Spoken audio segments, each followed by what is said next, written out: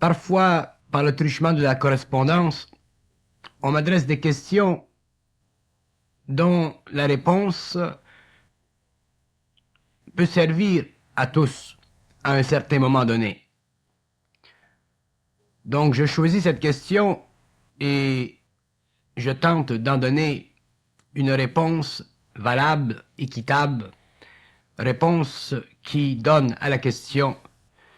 suffisamment de matériel afin que cette dernière soit, une fois pour toutes, réglée sur le plan de la compréhension mentale. Alors, on me demande, l'agressivité que nous ressentons est-elle due à un ajustement des corps? Lorsque l'homme prend conscience, et que cette prise de conscience est fondée sur des principes d'une psychologie nouvelle, c'est-à-dire sur une psychologie qui met en évidence des mécanismes qui, par le passé, étaient inconnus de l'homme dans leur fondamentalité et dans leur exercice, il est évident que l'homme, à un certain moment donné, se sent manipulé. J'emploie le terme manipulé dans un sens très large et à la fois très précis. Manipulé dans ce sens que l'homme découvre qu'il y a liaison entre lui et d'autres plans, et aussi manipulé dans le sens que l'homme s'aperçoit qu'il ne peut pas faire sur le plan matériel avec autant de facilité qu'il le croyait auparavant, chemin ou route afin de se donner une vie qui convient à son besoin temporel. Le phénomène de la manipulation que connaît l'homme alors qu'il se conscientise provient de deux aspects fondamentaux de sa conscience. Le premier aspect relève du fait que l'homme n'a pas encore découvert les moyens internes lui permettant de mettre fin à la liaison tenace qu'établit l'énergie vibratoire avec son ego. L'homme découvre au fur et à mesure qu'il se conscientise que l'énergie vibratoire devient de plus en plus intense, que les événements sont de plus en plus reliés à cette énergie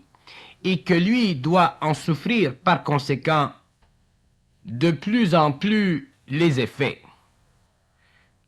Nous devons remarquer que la conscience humaine, telle que nous la connaissons aujourd'hui, est une conscience en évolution. Elle est aussi une conscience en voie d'éducation ou d'auto-éducation. C'est-à-dire que l'homme est en voie de découvrir et de connaître jusqu'à quel point les forces de la vie ont sur lui une emprise et jusqu'à quel point ces mêmes forces doivent un jour laisser prise afin que lui puisse vivre sa vie selon le mouvement naturel de ses énergies. Ce qui cause dans l'homme la manipulation qui mène à l'agressivité, c'est le fait qu'il réalise, qu'il sent que les forces en lui manipulent sa vie,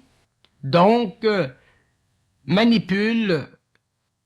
le caractère personnel de sa vie. Et l'homme ne peut pas subir cette condition trop longtemps,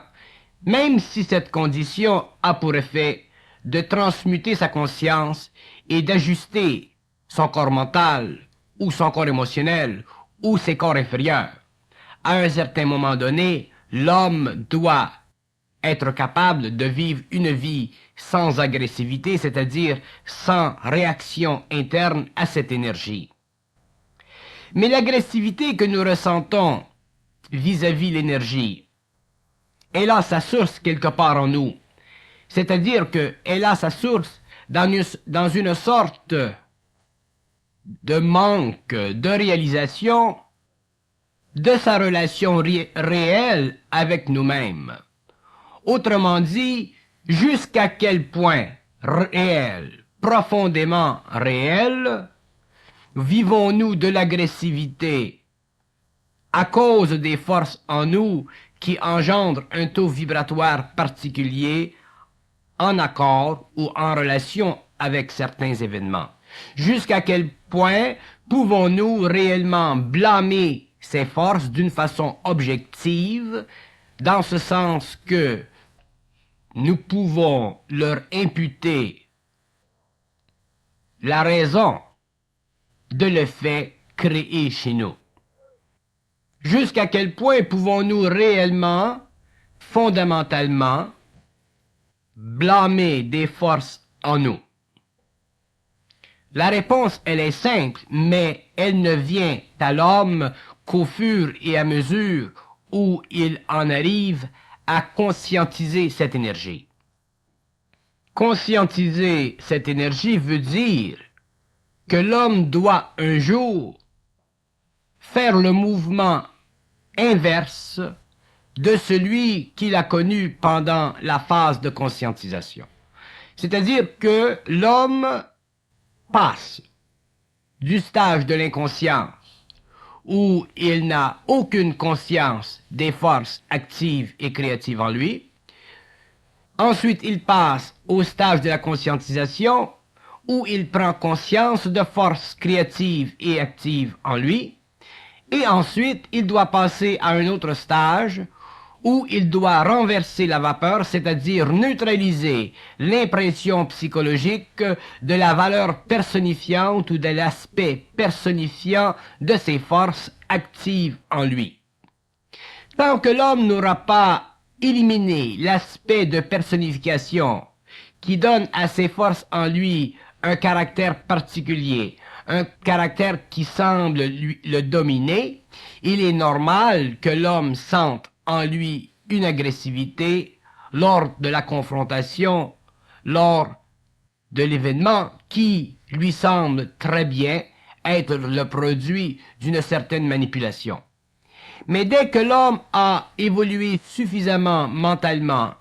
suffisamment sur le plan de la volonté et de l'intelligence, il lui est possible alors de renverser la vapeur, c'est-à-dire d'éteindre en lui d'une façon parfaite l'impression que crée la personnification des forces, et à partir de ce moment-là, l'homme commence à ne plus souffrir d'agressivité, c'est-à-dire qu'il commence à ne plus sentir la proximité de l'activité créative de ses forces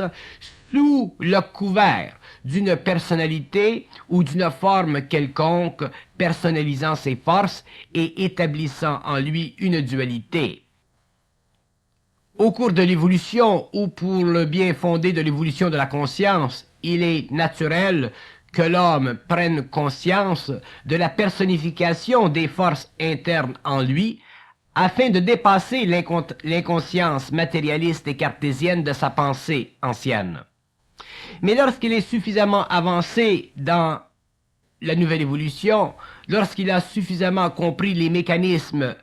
internes de sa conscience, il doit commencer à perfectionner le pouvoir de sa volonté et de son intelligence, afin de réduire de plus en plus l'aspect personnalisant que créent ces forces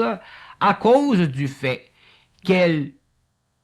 se manifestent à travers lui et s'impriment en lui sur le plan mental de sa conscience, donnant ainsi à l'homme l'impression qu'il y a en lui une personnalité qui joue avec sa vie. Lorsqu'en fait, cette personnalité n'est que la qualité fondamentale et créative de l'énergie agissant à travers le mental de l'homme pour lui donner conscience égoïque.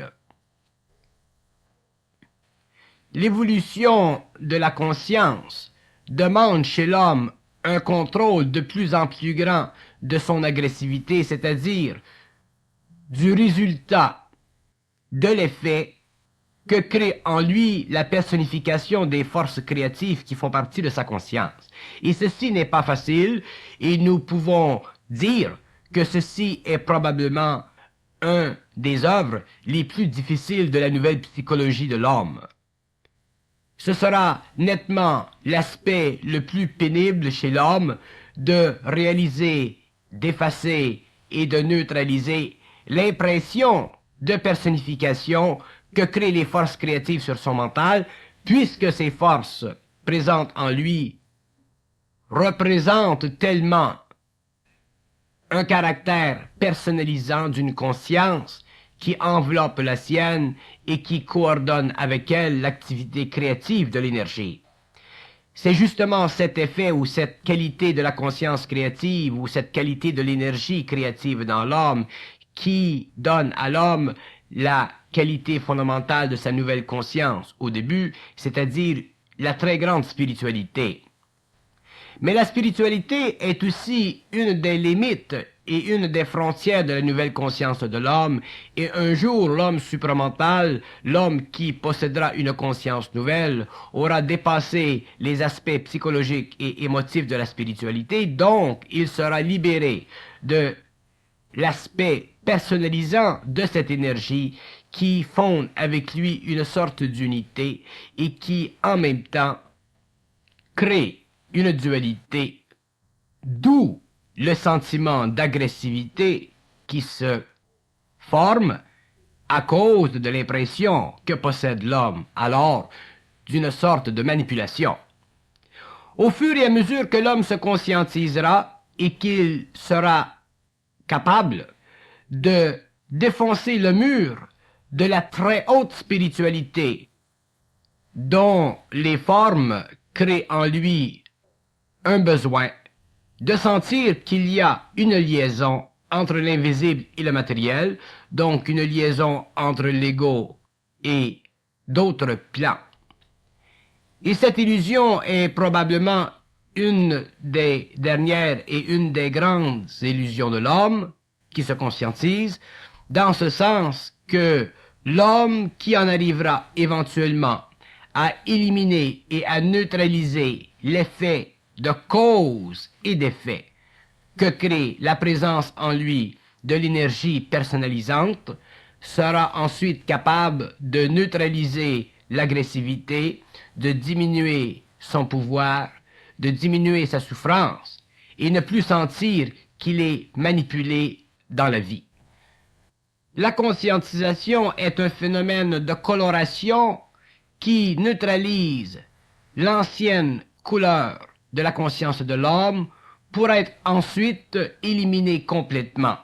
Autrement dit, l'homme ne peut pas se conscientiser directement, donc il doit passer par un stage où l'ancienne couleur de sa conscience doit être superimposée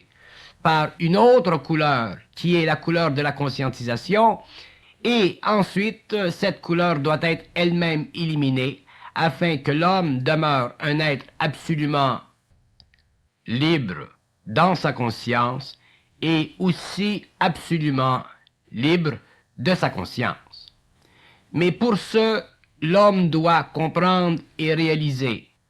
que l'ajustement vibratoire de ses corps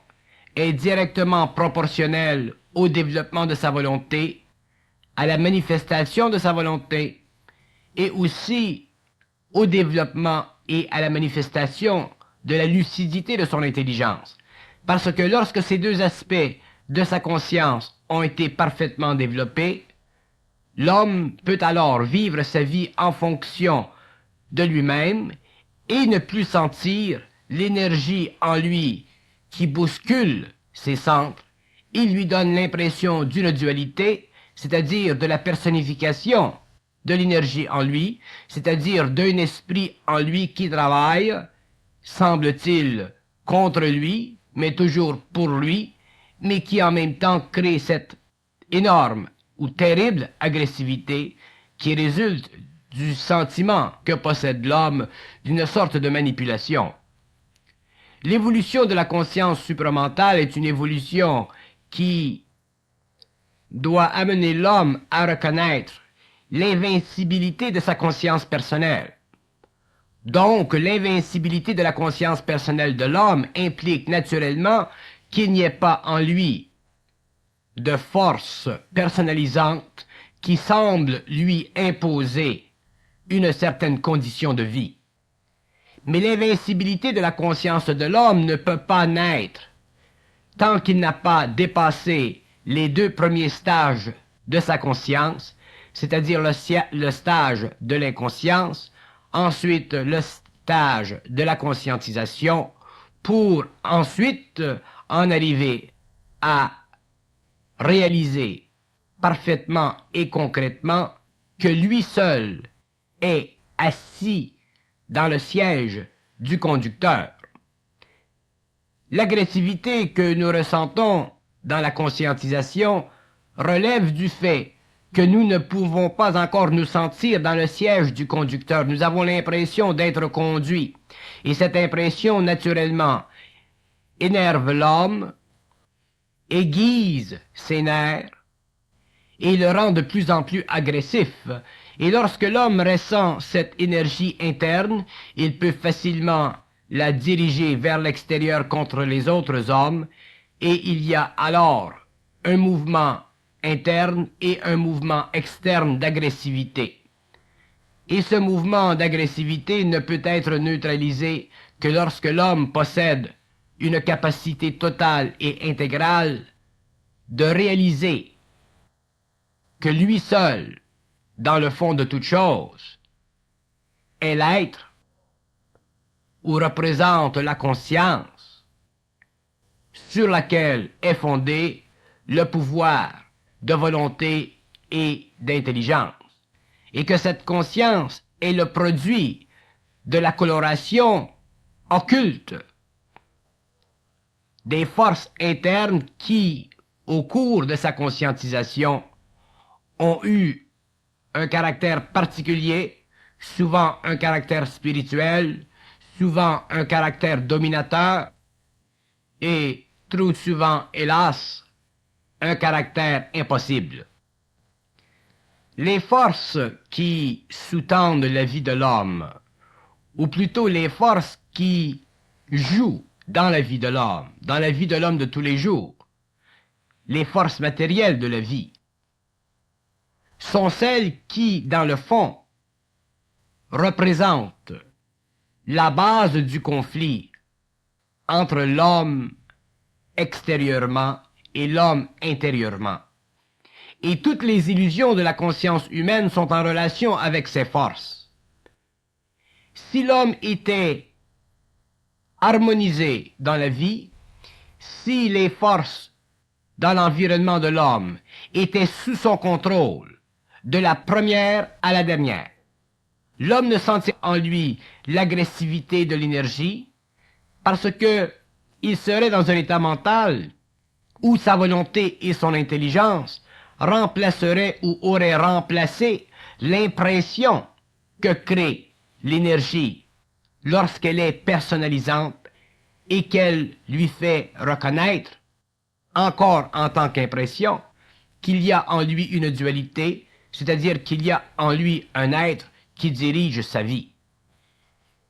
L'impression que nous avons qu'il y a en nous un être qui dirige notre vie lorsque nous nous conscientisons provient du fait que l'énergie n'a pas encore été sur le plan mental neutralisée dans sa qualité spirituelle. Donc, toute spiritualité dans la conscience de l'homme crée en lui la personnification de l'énergie, et cette personnification de l'énergie est à la base du sentiment d'agressivité qu'il ressent et du sentiment de manipulation dont il souffre. Et ce n'est qu'à la fin de l'initiation de l'homme, ce n'est qu'à la fin de sa conscientisation qu'il pourra en arriver à réaliser l'élément essentiellement illusionniste de la personnification de l'énergie qui dans le passé avait servi de base à la constitution psychologique pour l'homme d'un ordre spirituel enveloppant le cosmos et enveloppant l'homme dans ce cosmos. L'évolution de la conscience supramentale représente la levée de certains voiles et la descente de certains voiles, jusqu'à ce que l'homme en arrive un jour à ne plus subir aucun voile. L'homme ne peut pas prendre conscience parfaitement dans un instantané. Donc, il doit être amené petit à petit à prendre conscience afin de libérer en lui des forces qui deviennent agissantes, mais forces qui sont toujours, pendant un certain temps, coloré par sa spiritualité. D'où le phénomène de la personnification de son énergie, donnant à l'homme l'impression de la dualité de sa conscience. Lorsque l'homme est suffisamment avancé dans la réalisation de sa conscience, que sa volonté et que sa lucidité ont suffisamment développé et qu'elles ont pris dans sa vie une importance fondamentale, à partir de ce moment-là, les voiles de la conscience supramentale se déchirent et l'homme se retrouve seul, c'est-à-dire qu'il découvre que l'énergie créative passant à travers son mental ne possède qu'une qualité personnalisante qu'en raison de la nature même de la vibration agissant sur ce plan, mais que cette personnalisation de l'énergie n'a rien à faire avec l'impression de la personnalité que vit ou qui est véhiculée à travers l'homme lors de sa période spirituelle. Et ceci est une des grandes découvertes de la conscience supramentale. D'ailleurs, c'est cette découverte, cette réalisation qui libérera l'homme complètement et qui lui donnera accès à sa volonté et à son intelligence créative, sans aucune interférence intérieure, donc lui permettant de vivre sur le plan matériel une vie parfaitement en harmonie avec sa volonté et son intelligence. Mais ceci ne peut pas venir du jour au lendemain, parce que l'homme ne possède pas encore suffisamment de force dans son mental pour neutraliser ce qui, dans le passé, avait constitué pour lui une très grande sécurité émotionnelle. Ce n'est qu'avec le temps que l'homme pourra contester la qualité absolue des forces en lui. C'est avec le temps que l'homme pourra contester la qualité absolue de la personnification de ses forces. Et lorsqu'il aura la force de faire ceci, lui développera une conscience absolue, c'est-à-dire une conscience capable de gérer par elle-même, en vertu d'elle-même et pour elle-même, cette énergie qui fait partie de l'organisation infinie du cosmos. Donc l'homme ne sera plus sujet à personnifier l'énergie en lui sur le plan mental, qui avait donné naissance à une spiritualité de très haut calibre. Il sera par contre capable de se désengager émotivement de cette qualité personnalisante de l'énergie, et c'est à partir de ce moment-là qu'il ne sentira plus l'agressivité intérieure ou qu'il ne véhiculera plus l'agressivité vers l'extérieur. Mais ceci demandera qu'il ait un contrôle total de cette énergie, et le contrôle de cette énergie ne peut lui venir que lorsqu'il sera suffisamment lucide et qu'il aura développé une volonté à toute épreuve. L'évolution de la conscience supramentale est l'évolution de l'intelligence, et l'évolution de l'intelligence marquera le mental de l'homme au fur et à mesure que le temps l'amènera à réaliser d'autres aspects de plus en plus subtils, de plus en plus réels de l'énergie. C'est au fur et à mesure que l'homme prendra conscience de la réalité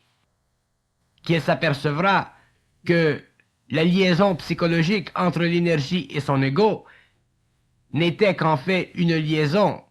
basée sur des mécanismes de sécurité émotive et spirituelle qui faisaient partie de sa mémoire, qui faisaient partie de l'impression qu'avait créée dans son mental dans le passé l'énergie. Mais au fur et à mesure que la conscience supramentale se développera sur la Terre et que l'homme entrera dans la phase du mental cellulaire, il découvrira que la relation entre la forme et l'énergie ne peut pas être une relation d'identité, que la relation entre la forme et l'énergie ne peut être qu'une relation de pouvoir manifester sur le plan matériel à partir de l'énergie et à travers l'ego pour le bénéfice de l'homme conscient, c'est-à-dire de la conscience humaine, c'est-à-dire de la conscience nouvelle. À partir de ce moment-là, l'homme commencera à entretenir dans son mental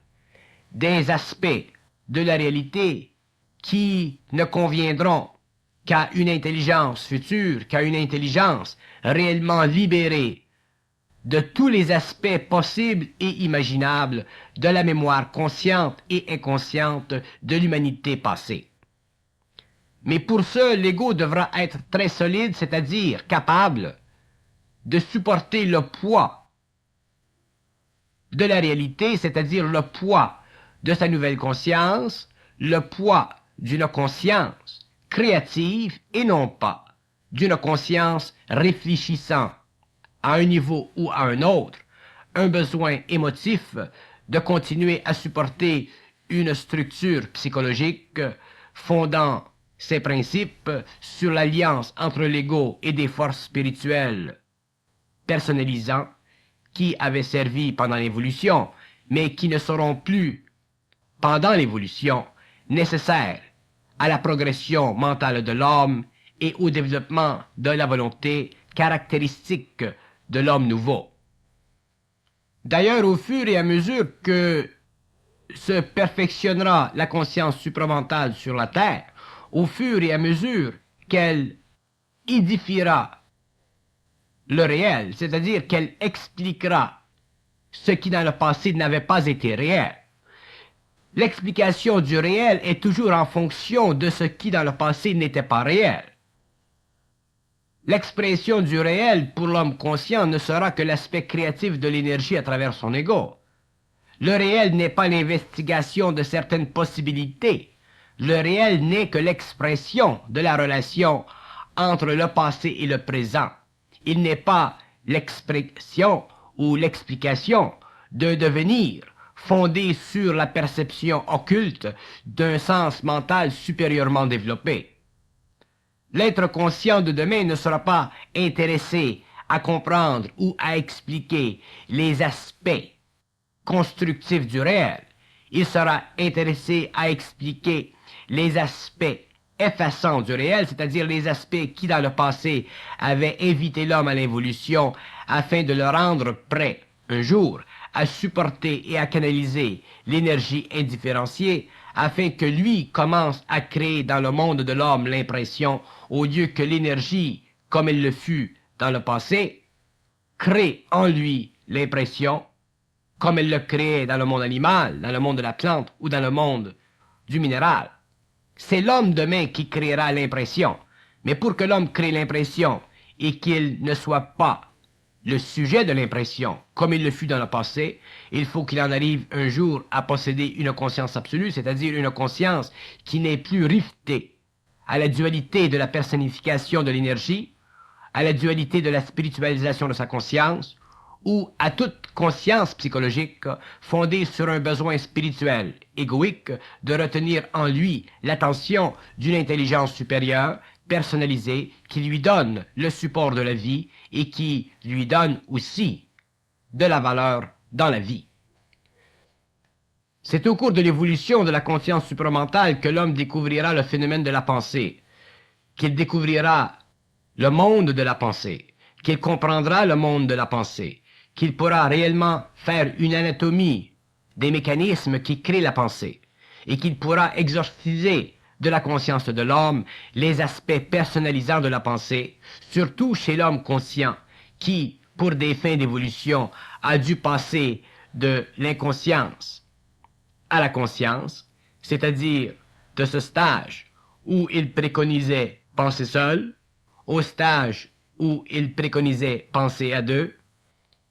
pour en arriver au troisième stage où il sera libre de l'impression que crée la pensée dans son mental,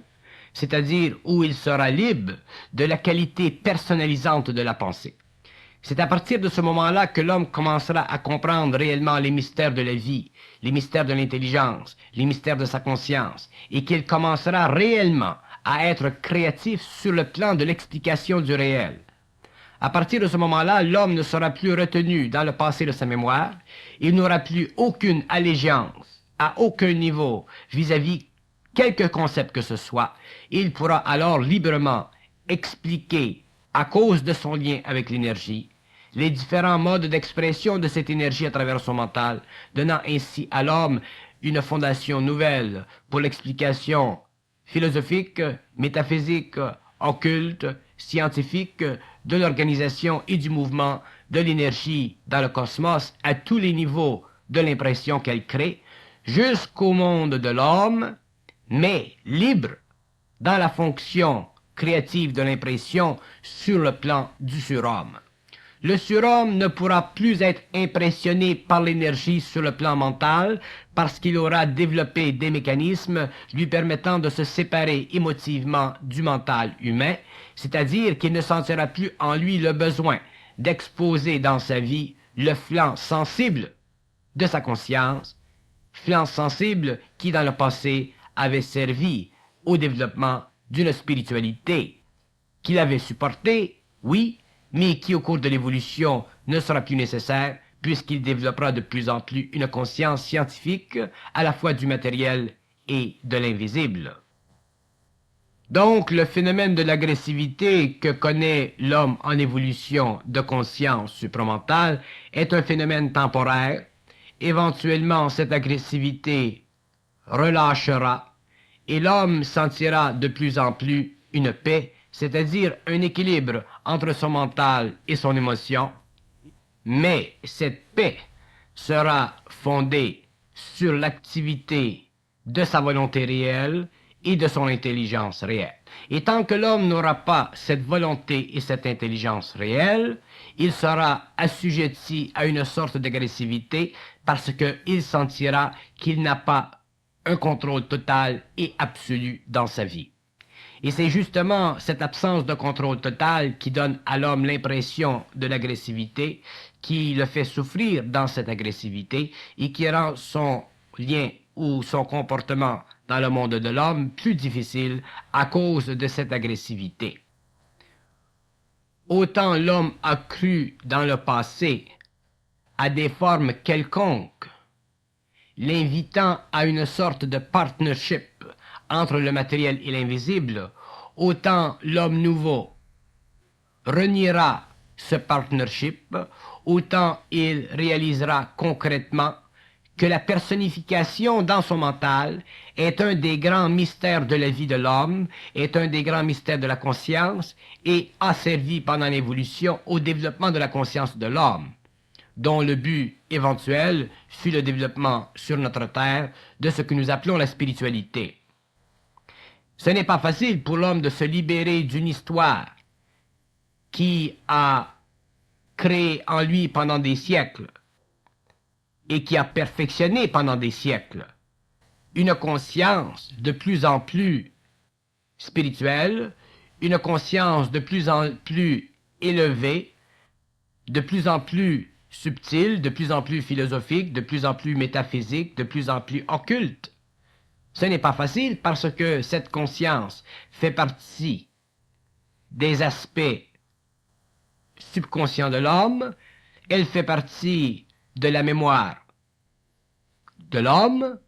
et elle fait aussi partie des mécanismes qui s'installent depuis des millénaires dans l'homme afin de l'amener éventuellement à perfectionner sa conscience mentale. Mais alors, aujourd'hui, nous sommes arrivés dans un âge nouveau, c'est-à-dire dans un âge qui doit renouveler la conscience de l'homme, qui doit lui faire comprendre que la relation entre l'ego, entre le monde matériel et le monde invisible, n'est qu'une relation d'énergie pure et non pas une relation de personnalité. Nous ne disons pas pour ceci qu'il n'y a pas dans le monde invisible d'entité, qu'il n'y a pas dans le monde invisible d'intelligence qui travaille à la perturbation ou à l'évolution de l'homme. Nous disons que dans la conscience de l'homme, nous disons que dans le mode d'expression de l'énergie à travers le mental de l'homme, créant de la volonté et de l'intelligence, il y a de moins en moins de personnification. Il y a de moins en moins de présence. Il y a de moins en moins d'interprétation spirituelle dans sa conscience.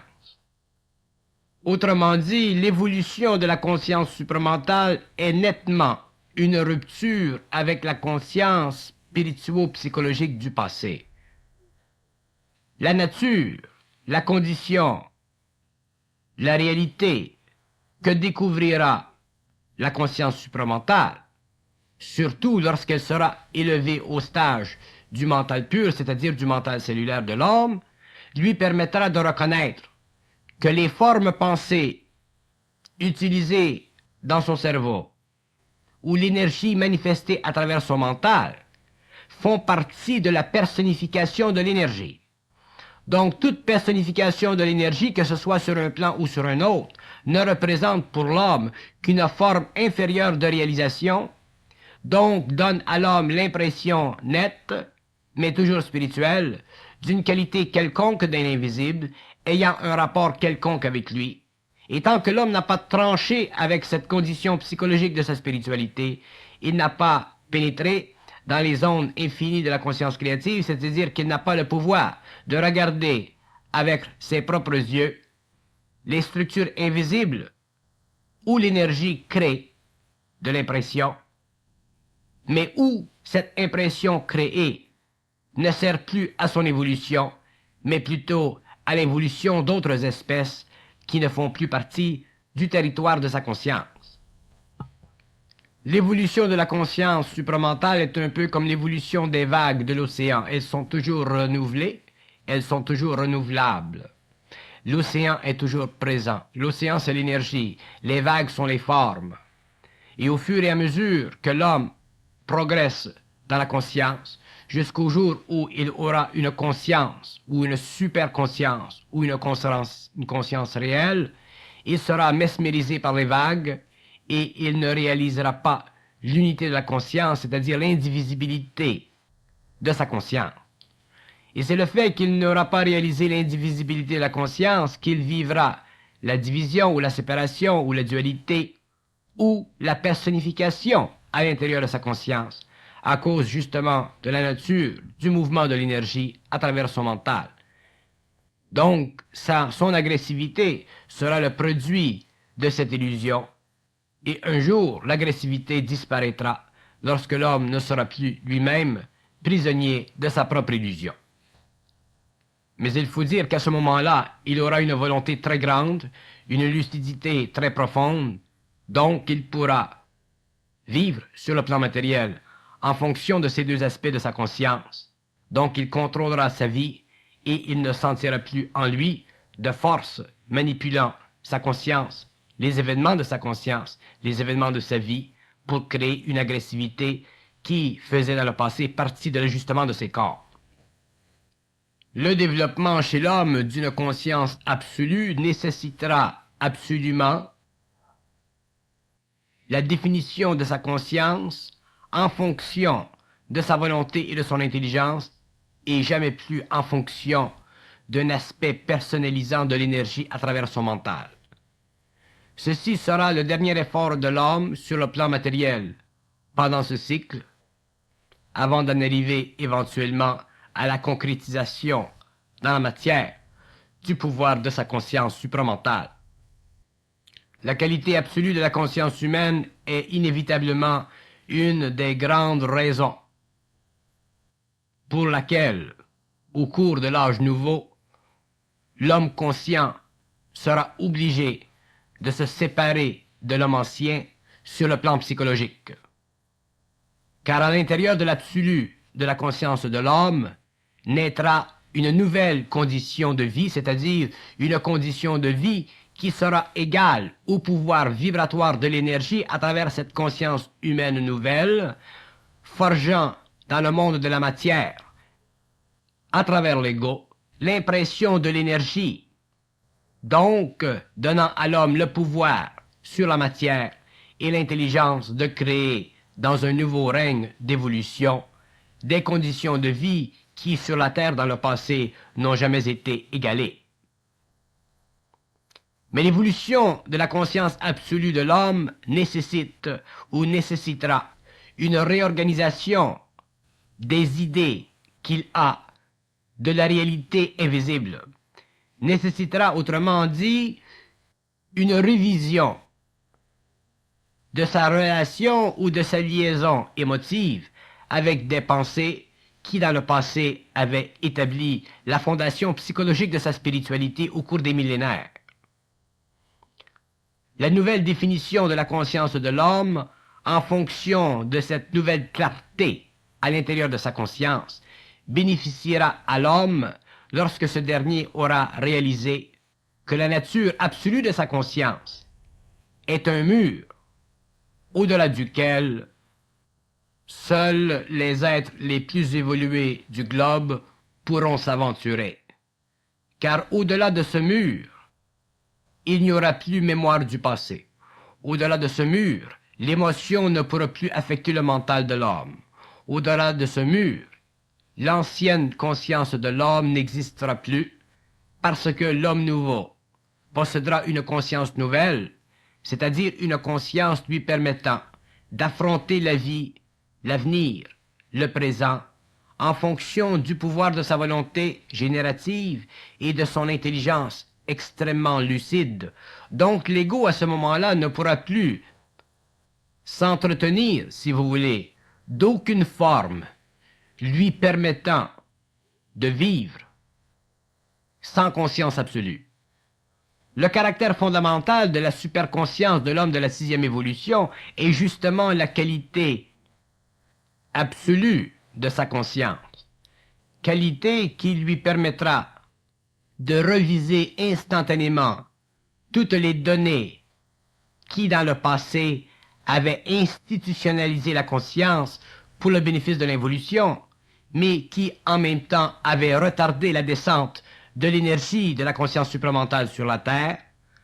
qui avaient retardé en même temps le déploiement sur la Terre d'une volonté et d'une intelligence humaine permettant à l'homme, pour la première fois, d'être en contact universel avec des intelligences venant d'autres parties du cosmos, sans pour cela être dominé par ces intelligences, mais lui permettant de travailler avec elles sur un même pied d'égalité pour l'évolution de l'univers local. Il n'est pas encore évident pour l'homme qui se conscientise de réaliser que le monde de la conception est un monde qui est le produit de l'activité créative de l'énergie à travers le mental, et que cette activité naturellement prend un aspect personnalisant afin de sécuriser l'homme dans une liaison entre le matériel et l'invisible. Mais si l'homme avait accès à l'invisible, c'est-à-dire si l'homme avait accès à des plans où il pourrait facilement comprendre le rôle de l'énergie et le rôle de la forme, il verrait inévitablement que la liaison entre l'intelligence et l'énergie est une liaison qui ne nécessite la forme que pour des façons d'expression, pour des façons de reconnaissance, et non pas pour des façons de construction ou de création.